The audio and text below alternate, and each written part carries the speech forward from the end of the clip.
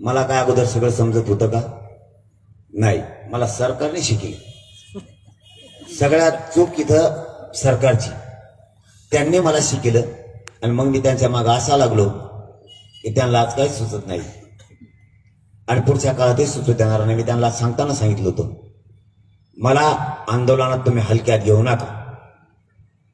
तुम्ही आंदोलनात हलक्यात घेतलं, तुमची ही फजित झाली. तुम्ही जर राजकारणात मला हलक्यात घेतलं, तुमचा सोपडा साफ आहे. कारण ते काय करायचे, मला हलक्यात घ्यायचे, कारण मी बारीक दिसतो ना, त्यामुळे ते मला हलक्यात घ्यायचे. ते म्हणजे काही एवढं शिकायला आता बी टाकू मला, पण त्यांची काही चूक नाही. मी दिसतो बी बारीक, मी दिसतो बी कसला लागून परत ते बँड मध्ये खुळखुळे वाजवणार असल्यावर त्यांची चूक नाही.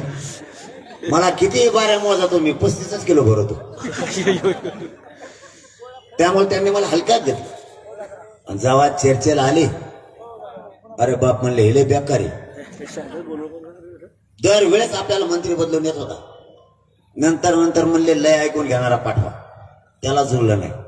नंतर नंतर म्हणले मातंबर पाठवा, म्हणजे सगळ्यात हुशार, ते बी माघारी गेले. मग मुख्यमंत्री सुद्धा स्वतः, तरी नाही जुळलं.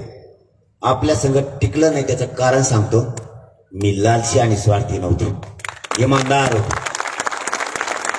मी जर लालशी स्वार्थी जर झालो असतो, मला मंत्रिपद दिलं असतं, पैसे दिले असते, पाहिजे ते दिलं असतं, पण माझ्या करोडो लेकरांचं वाटोळं करून मी गेलो असतो. आणि मला माझ्या करोडो लेकरांचा, मराठ्यांचा वाटोळं होऊ द्यायचं नव्हतं. मी या समाजाला, माझं कुटुंब मी बाजूला सारलेलं आहे आणि या समाजाला कुटुंब मानलेलं. ज्या समाजाला मी बायबाप मानलं, त्या समाजाची गद्दारी करणारी पैदास माझी नाहीये.